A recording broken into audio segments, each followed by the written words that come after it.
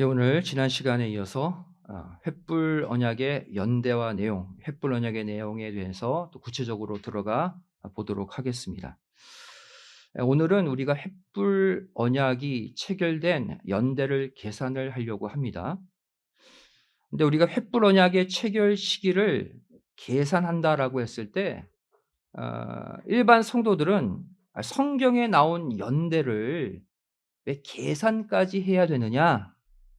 왜 성경의 연대를 공부까지 해야 되냐라고 많은 분들이 질문을 해요. 하지만 우리는 성경에 있는 연대를 계산함으로 하나님이 우리에게 주시고자 하시는 뜻을 깨달아야 합니다. 그래서 성경 사건의 연대들을 우리가 계산해야 하는 이유를 먼저 잠깐 살펴보도록 하겠습니다. 첫 번째 이유는 바로 성경의 역사성과 사실성을 보호하고 입증해내기 위해 때로는 성경의 연대를 계산해야 합니다. 성경의 역사성, 사실성을 입증하지 않으면 먼저는 불신자들의 공격을 받아요. 대부분의 불신자들이 교회에 나가지 않는 이유가 바로 뭐예요? 우리가 믿는 성경이 신화다, 꾸며낸 이야기다라고 생각하기 때문이에요. 이것을 하나님의 사실적 사건으로 먼저 인식시키기 위해서는 성경에 기록된 연대가 실제 역사의 연대임을 밝힐 수 있어야 돼요. 또 한 가지 문제가 있습니다. 하나님을 믿는다는 사람들 가운데 자유주의 신학자들, 그들에 의해 성경의 무호성이 훼손되지 않게 하기 위해 우리는 성경의 연대를 정확히 계산해 내야 합니다. 그럼 요새 가장 무서운 신학이 바로 자유주의 신학이에요. 예를 들어 볼게요. 우리가 다 알고 있는 마태복음 14장의 오병이어의 기적 아시죠? 한 아이가 가지고 온 떡 5개와 물고기 2마리로 남자만 5,000명, 여자와 아이까지 수만 명을 먹이고도 12개의 큰 광주리를 남긴 기적의 사건이죠. 우리는 이 사건을 의심 없이 믿고 하나님께 영광을 돌립니다. 자유주의 신학자들은 똑같이 하나님을 믿으면서도 이 오병이어의 사건을 어떻게 해석하는지 아십니까? 기적이라고 해석하지 않아요.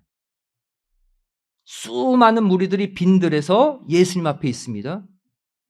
그런데 모두 다 허기지고 있는 그때 한 아이가 오병이어 5개의 떡과 물고기 2마리, 자신의 도시락을 과감히 꺼내 보여요. 한 아이가 자신의 도시락을 꺼내 보이자 사람들의 양심이 찔리기 시작합니다. 그래서 몰래 감추고 있었던 자신들의 도시락, 자신들이 가지고 온 음식들을 다 내놓다 보니까 모두가 먹고도 남는 엄청난 양의 양식이 되었다라는 것이 제가 꾸며낸 이야기가 아니라 자유주의 신학자들의 해석이에요. 이들은 과거 홍수로 전 세계가 심판받았다, 노아 당시 홍수 심판도 믿지 않습니다. 국부적인 일부의 홍수 정도로만 해석해요.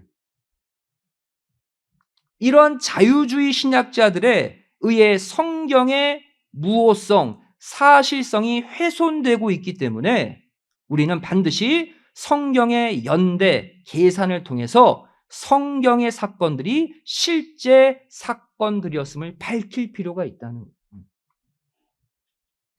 두 번째, 우리가 성경의 연대를 계산해야 되는 두 번째 이유. 성경 연대 계산을 통해 숨겨져 있는 하나님의 구속사적 메시지를 발견하기 위해서 우리는 연대 계산을 해야 합니다. 더 중요한 이유예요. 연대 계산을 함으로써 성경의 겉에 드러나지 않는 또 다른 메시지를 발견할 수가 있어요. 예를 들어 보겠습니다. 우리가 예전에 공부했던 창세기의 족보, 창세기 5장 족보, 아담부터 노아까지 10대의 족보와 창세기 11장 족보, 셈부터 아브라함까지의 10대의 족보, 연대 계산을 우리가 구속사 시리즈 1권을 통해 아마 한 번 이상 해보셨을 거예요. 여기도 연대 계산을 했죠. 여기서 우리가 어떠한 놀라운 사실을 발견하게 됩니까?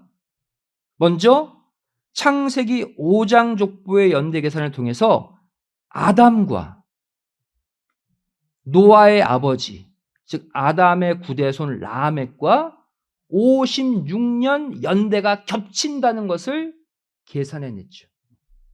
아담과 라멕이 56년간 동시대를 살았다는 연대 계산이 아니면 발견할 수 없죠. 또 창세기 11장 족보의 연대 계산을 통해서 우리는 노아와 아담의 20대 손 아브라함과 58년간 사는 기간이 겹쳤다는 것을 알 수가 있어요. 동시대를 살았다는 거예요. 이 두 가지 내용만 보면 성경 문맥에 기록되어 있지 않는 무수한 또 다른 메시지를 추가로 발견할 수가 있습니다. 자, 먼저 아담과 노아의 아버지 라멕이, 아담은 에덴 동산에서 끝났고 라멕은 저 후대의 사람이 아니라 동시대 56년을 살았다라는 메시지에서 우리는 무엇을 알 수 있느냐? 아담의 뼈저린 회개의 신앙이 라멕을 통해 누구에게? 노아에게 전수되었다는 사실을 추가적으로 알 수 있게 된다는 거예요. 아담의 신앙이 라멕에게 영향을 주었다. 연대 계산 외에 또 다른 증거가 하나 있습니다. 자, 아담이 타락한 결과 하나님이 내리신 저주가 뭐였어요? 땅을 저주했죠.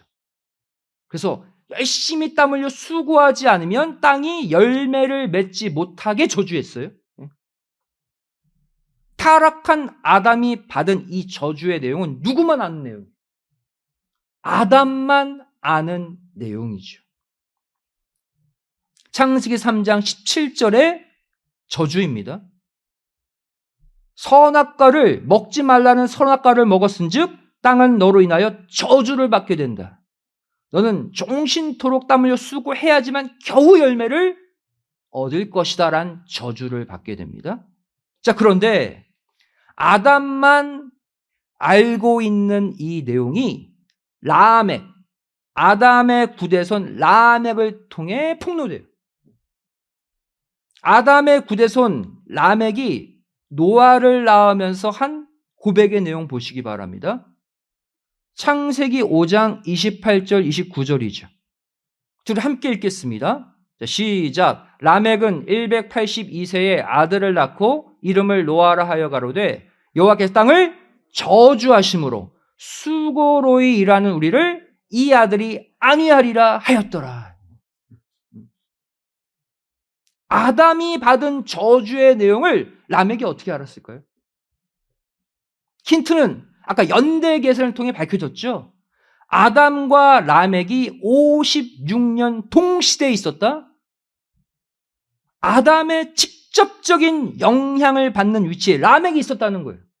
당연히 이 내용을 알 수가 있는 것이죠.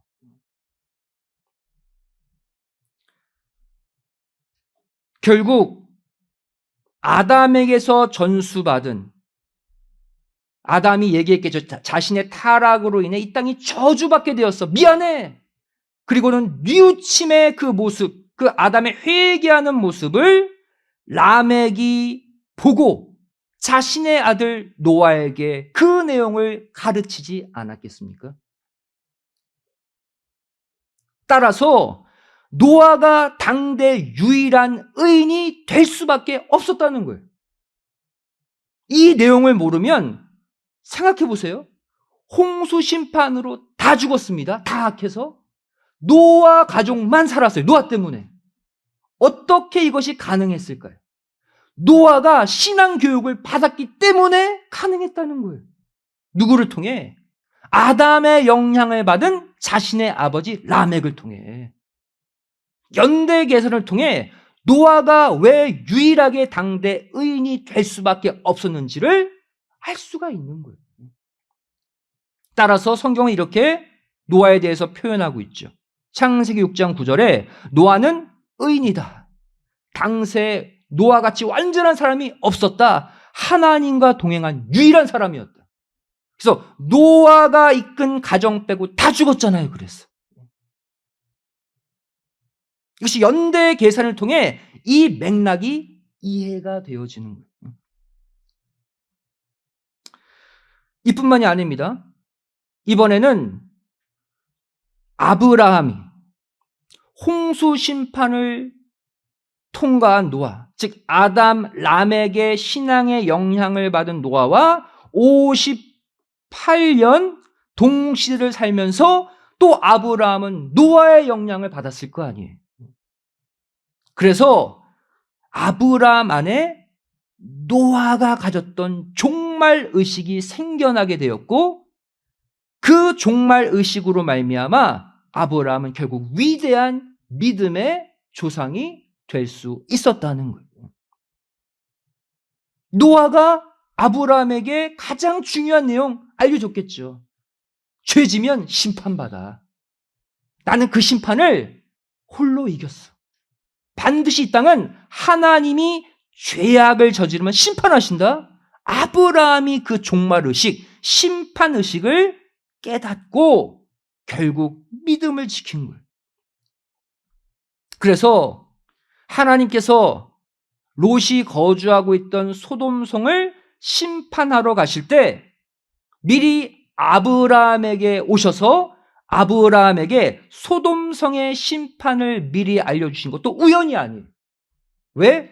아브라함만이 당대에 종말의식, 심판의식이 있었기 때문에.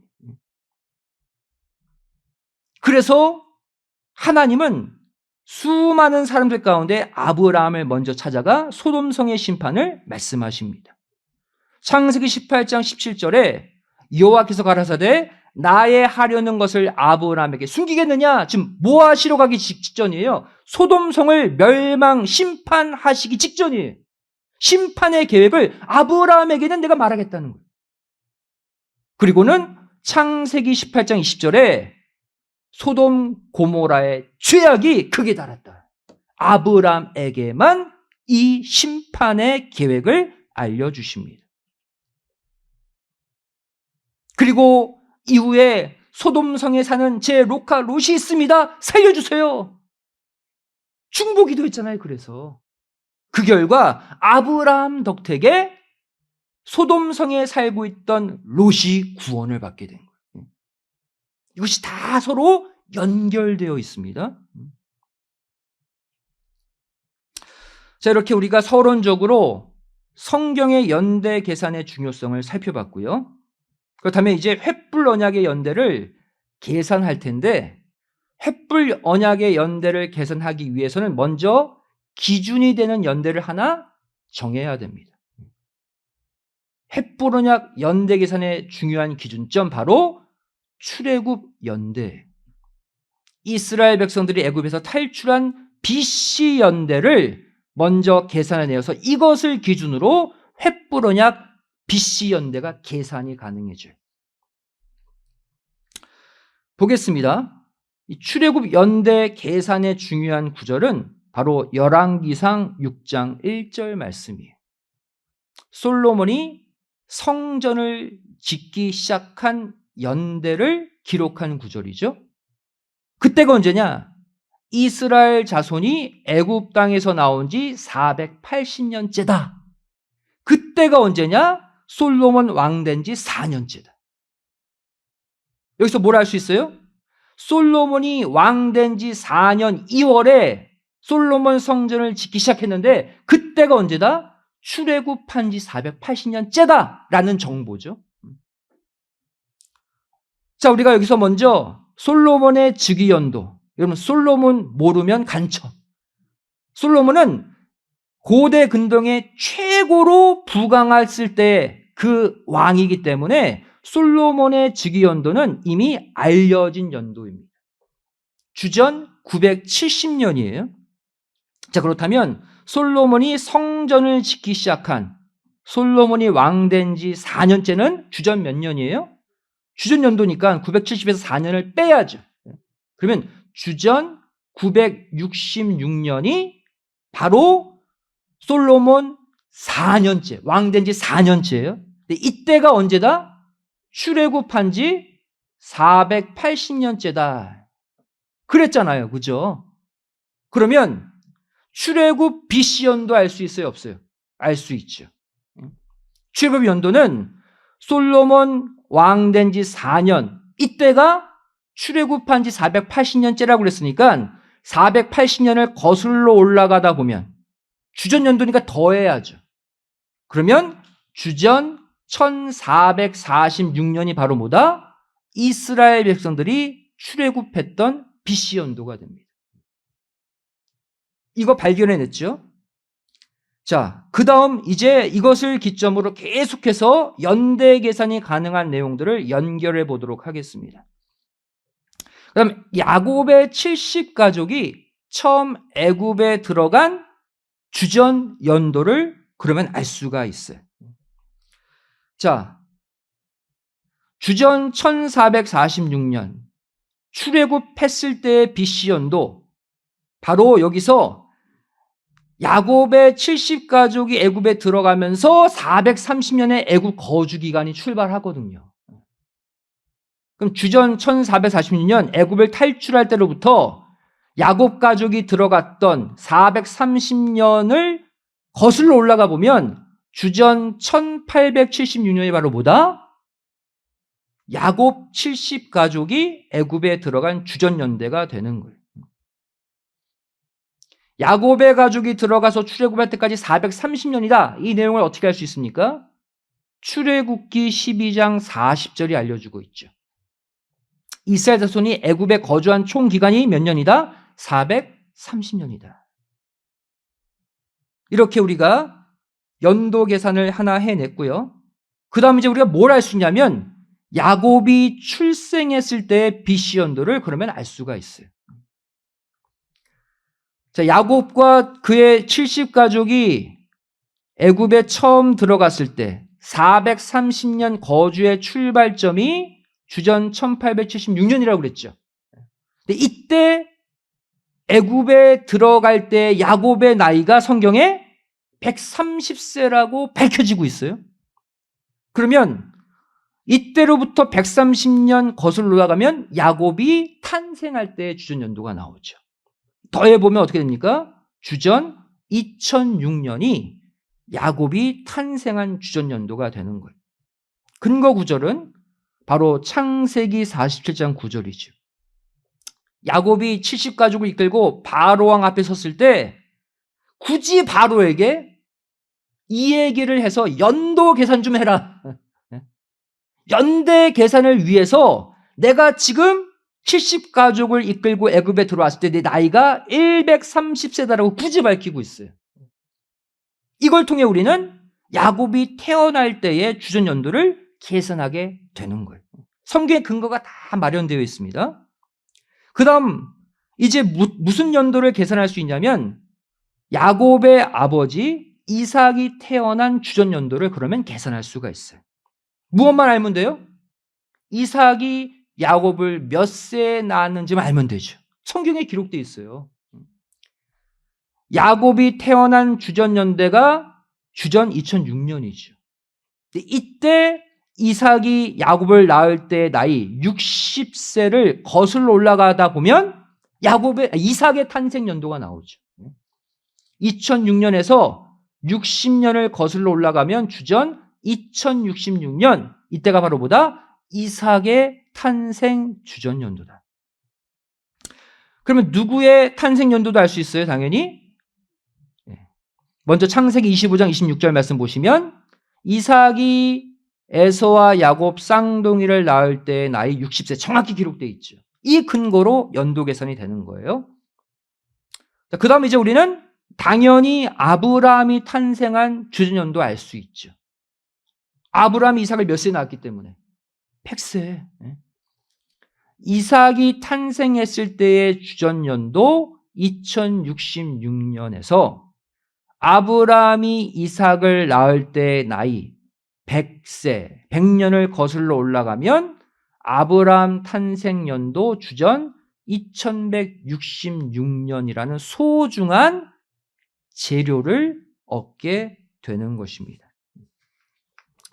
바로 그 근거 구절은 창세기 21장 5절이죠. 아브라함 이삭을 낳을 때 100세다. 이 구절들을 모으면 이제 어디까지 왔어요? 아브라함이 태어난 주전연도까지 왔어요.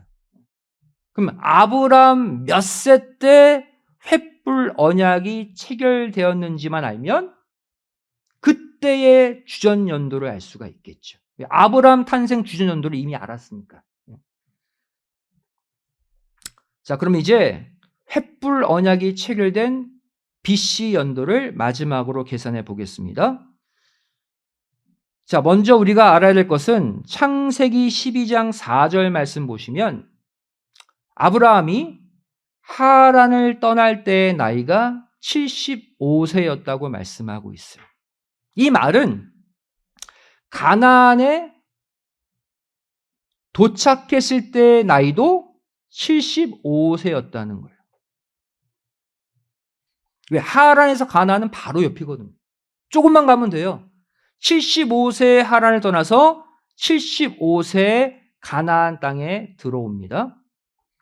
그 다음 창세기 16장 3절 말씀을 보시면 아브라함이 하나님의 횃불 언약, 너의 본초를 통해 아들을 주겠다는 그 언약을 불신해서 여종 하갈을 취했을 때를 어떻게 표현하고 있습니까? 아브라함이 가나안 땅에 거한 지 10년 후다라고 기록하고 있죠.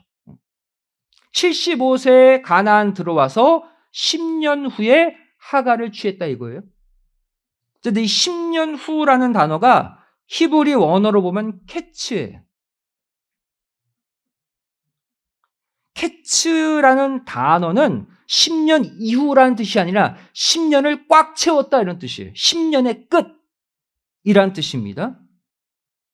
자, 그러면 아브라함이 가나안 땅에 거한 지 10년 후, 10년을 꽉 채운 그때는 아브라함 75세부터 10년을 더한 85세가 되겠죠. 아브라함 85세에 누구를 취했다? 하갈을 취해서 관계했다는 거예요. 자, 이 계산이 틀림이 없다는 또 다른 성경의 근거가 하나 있습니다. 실제로 아브라함이 하갈을 통해 이스마엘을 낳을 때에 아브라함의 나이가 86세였다고 기록하고 있거든요. 딱 맞아 떨어지죠. 이 계산이. 창세기 16장 16절 말씀 보시면 아브라함이 하갈을 취해서 이스마엘을 낳을 때가 86세였다. 그러면 하갈과 관계했을 때는 약 1년 전일 거 아니에요. 대략. 85세에 하갈을 취한 것이 맞는 것이죠.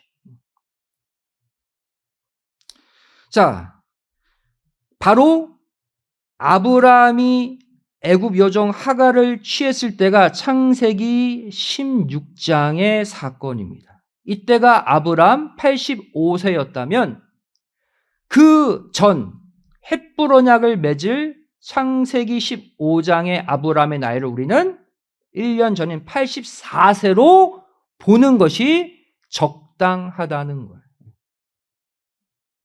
대략 그 전이니까, 전장이니까. 그래서 우리가 대략적으로 아브라함이 하나님과 창세기 15장 횃불 언약을 맺을 때 아브라함의 나이를 84세로 보는 거예요. 그러면 이제 아브라함 84세 때의 주전 연도만 알면 되죠. 횃불 언약 체결 연도가 됩니다. 바로 아브라함이 탄생한 주전 2166년에서 횃불 언약이 체결될 때 아브라함의 나이 84세. 84년이 흘러갔으니까 빼야죠. 주전 연도니까. 빼면은 주전 2082년이 하나님이 아브라함과 횃불 언약을 맺은 주전 절대 연도가 되는 거예요. 이렇게 해서 우리가 횃불 언약의 주전 연도를 성경을 근거로 계산했습니다. 자, 여기까지 문제 없죠? 덧셈, 뺄셈만 잘하면 누구나 이해할 수 있는 내용이에요. 그럼 마지막으로 창세기 15장 횃불 언약의 구체적인 내용들을 마지막으로 살펴보도록 하겠습니다. 자, 이 내용이 왜 중요합니까? 우리가 지난 시간 공부했듯이 오늘날 우리가 아브라함의 자손들로서 횃불 언약을 최종 성취해야 될 장본인이 우리이기 때문에 하나님이 아브라함에게 허락하신 횃불 언약의 내용은 오늘날 누구에게도, 우리에게도 해당되는 내용이라는 거예요. 우리가 믿음으로 이 내용을 붙잡으면 횃불 언약의 내용들이 다 내 삶에 성취되어집니다. 한 가지씩 보도록 하겠습니다. 횃불 언약, 크게는 자손에 관한 언약과 땅에 관한 언약인데 내용은 4가지로 나뉘어져요. 첫 번째 내용이 뭐냐면 아브라함의 자손들이 400년간 이방의 객, 알고 보니까 애굽의 종살이를 말하는 거죠. 400년간 애굽의 종살이로 고통받다가 큰 재물을 이끌고 나올 것이다. 횃불 언약의 첫 번째 내용입니다. 바로 창세기 15장 13절 14절 말씀이죠. 그들은 400년 동안 너의 자손을 괴롭힐 것이다. 애굽의 400년 종살이를 예언하고 계시죠. 하지만 후에 너의 자손이 큰 재물을 이끌고 애굽 나올 것이다. 그 내용까지 예언하셨어요. 자, 이 내용은 어떻게 성취됩니까? 출애굽기 12장 40절 41절 실제 출애굽 장면이죠. 이스라엘 자손이 애굽에 거주한 지 몇 년이라? 430년이라. 또 한 번 강조하죠. 430년이 마치는 날 출애굽했다. 이 말씀 보면 횃불 언약의 내용과 좀 안 맞죠? 횃불 언약은 이방의 객으로 있으면서 몇 년간 고통받는다고 그랬어요? 400년. 그런데 출애굽기 12장은 애굽에 거한 지 430년이다. 30년이 추가되어 있습니다. 우리가 구속사 시리즈 2권을 보면 박아람 목사님께서 이 30년을 어떻게 정리하고 있어요? 30년은 처음 요셉이 애굽의 군묵청리로 있을 때 야곱의 가족이 들어갔잖아요. 요셉의 그늘 아래 고통받지 않았던 평화의 기간이 30년이다. 그리고 요셉을 알지 못하는 왕이 나오면서 이스라엘 백성들이 고통받게 되었다고 그랬잖아요. 그 고통의 기간이 400년이라는. 성경 보시면 애굽의 400년 거주 기간은 항상 고통이라는 단어가 같이 나옵니다. 그래서. 그리고 430년으로 표현할 때는 그냥 거주했다라고만 나와요. 30년의 차이는 그렇게 정리할 수 있어요. 그러니까 결국 다 맞는 내용이에요. 결국 성취되었죠. 400년 종살이. 430년 거주. 그 다음 또 한 가지 내용이 있죠. 출애굽할 때 애굽에 많은 보물을 갖고 나올 것이다. 출애굽기 12장 36절에 실제 하나님이 애굽 사람들에게 겁을 주셔서 이스라엘 백성들이 달라는 모든 애굽의 은금보화를 갖고 나오게 하십니다. 실제 이 예언도 성취되었어요. 자, 아까 말씀드렸지만 횃불 언약의 성취 내용은 아브라함의 영적 자손으로 횃불 언약의 최종 성취를 꿈꾸는 우리에게도 이루어지는 예언이라고 그랬어요. 누구에게? 믿는 자에게. 여러분, 오늘날에도 하나님은 하나님의 믿음의 자녀들을 먼저 죄악된 세상 애굽의 종살이를 통해서 훈련하시고 연단시키십니다. 여러분, 우리가 세상에 나서 고통받는 게 훈련이에요. 성숙한 믿음으로 만들기 위해 때로는 세상에서 고통받게도 하십니다. 하지만 우리가 이스라엘 백성들처럼 영적 출애굽을 강행하게 될 때 하나님 마침내 악인들의 재물을 빼앗아다가 우리 믿는 성도들에게도 그대로 안겨주심을 꼭 믿으시기 바랍니다. 왜 이것이 가능합니까? 횃불 언약의 최종 성취주자가 우리이기 때문이에요. 이 내용이 우리에게 똑같이 재현된다는 거예요. 한 구절만 적어 놓으세요. 잠언 13장 22절 말씀 보시면 죄인의 재물은 누구를 위해? 의인을 위하여 쌓여지고 있다라고 말씀하고 있어요. 여러분, 지금 우리가 세상에 돈 버는 거 멈추고 이곳에 나와 예배 드리는 것이 시간 허비가 아니라 악인들은 실컷 재물 쌓고 있는 이 시간 마침내 그 재물을 빼앗아다가 우리에게 주심을 꼭 믿으시기 바랍니다. 왜? 횃불 언약의 성취자는 결국 우리가 되기 때문이에요. 두 번째 횃불 언약의 내용이죠.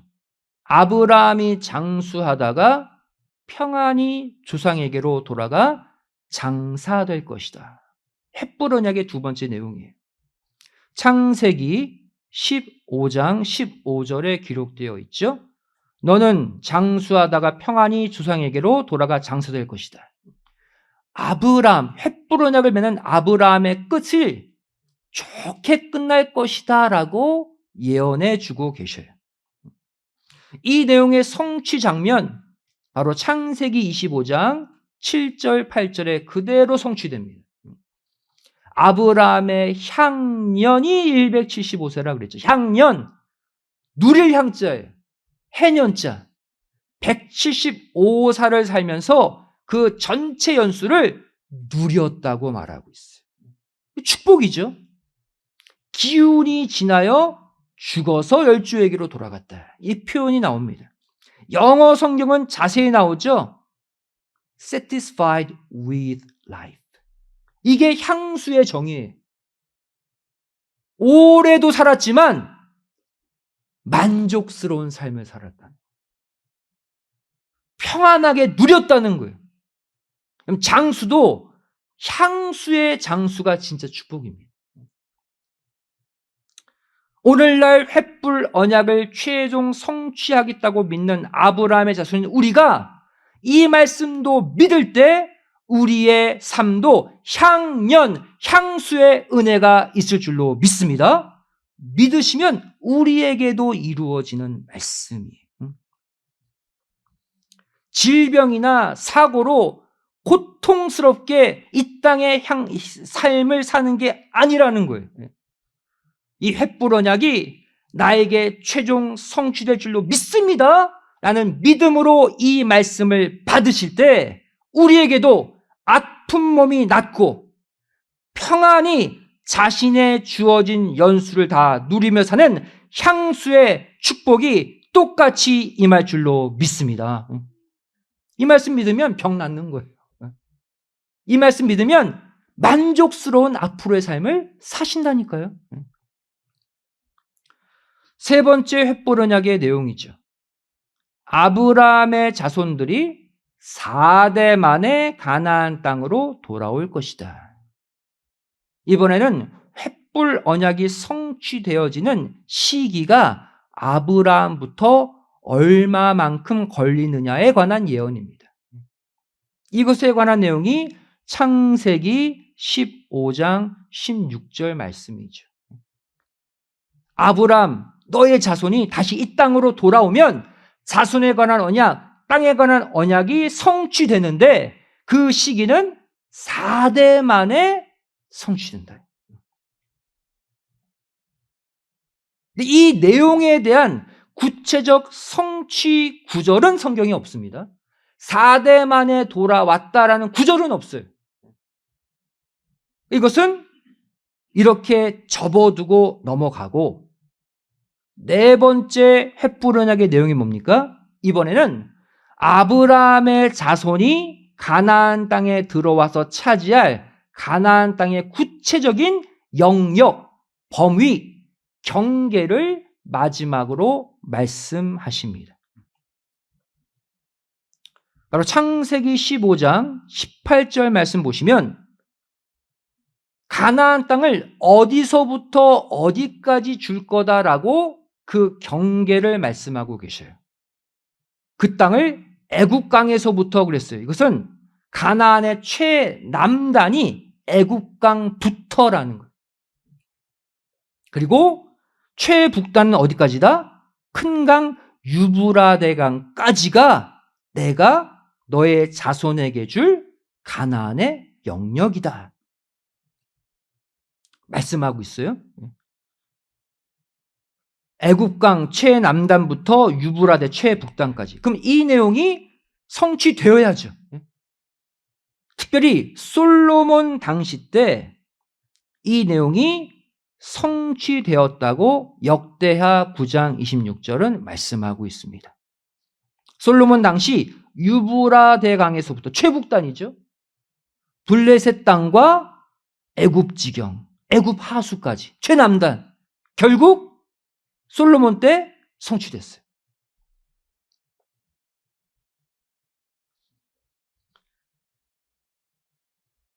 오늘날도 마찬가지예요. 여러분들, 횃불 언약은 아브라함의 후손 이스라엘 백성들이 1차로 성취했지만 그것은 절반만 성취한 거예요.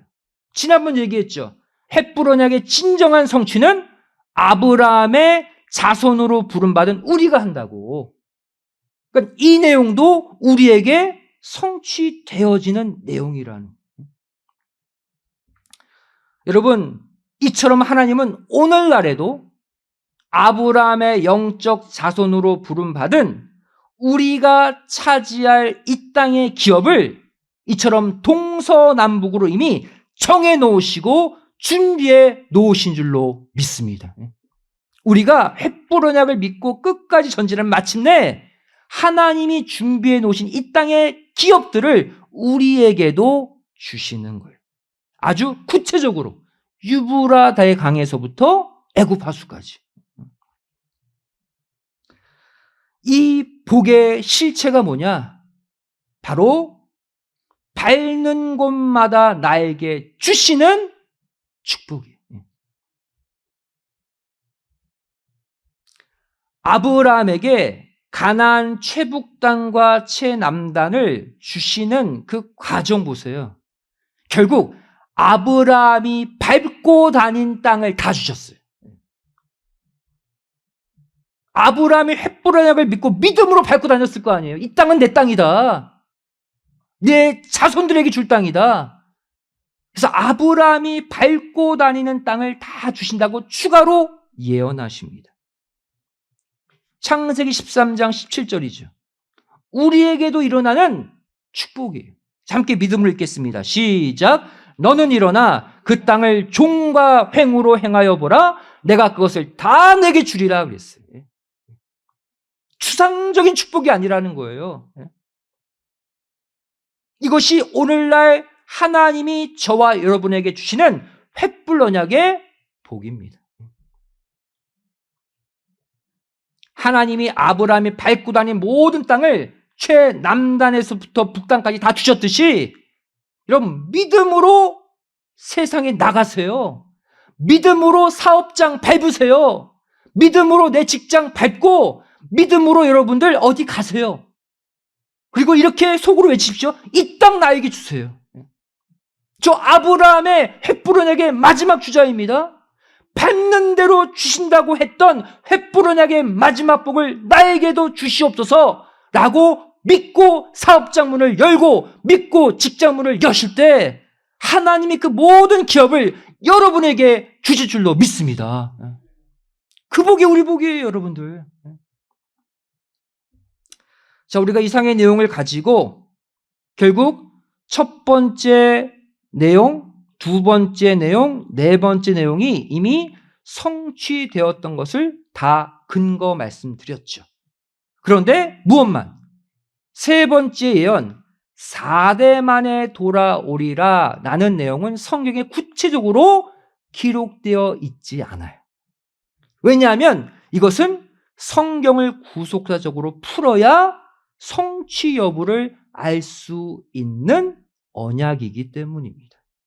다음 시간부터 4대 만에 돌아오리라 라는 횃불 언약이 어떻게 성취되어져 갔는지를 자세히 공부하도록 하겠습니다. 자, 말씀 마칩니다. 함께 기도하시겠습니다. 사랑 많으신 아버지 하나님, 저희를 과거 주전 2000년 전 하나님이 아브라함에게 주셨던 그 횃불 언약이 중간에 끊어지지 않고 오늘날 이 말씀을 받고 있는 우리가 성취해야 할 언약으로 우리에게 남겨주심에 감사드립니다. 저를 아브라함의 믿음을 허락해 주셔서 아브라함처럼 믿음으로 이 횃불 언약이 약속한 모든 축복을 이 땅에서 받아 누리는 믿음의 승리자를 만들어 주시옵소서. 종과 행으로 다녀보라. 네가 밟는 땅을 다 너에게 주리라 약속하신 하나님, 저를 아브라함의 믿음으로 이 땅의 종과 행, 내가 받는 곳마다 아버지 하나님, 나와 내 가정에 그 기업을 주시는 마침내 아브라함의 횃불 언약의 축복이 우리의 복이 되는 역사 허락하여 주시옵소서. 이 믿음으로 다시 내일부터 세상을 향해 나갑니다.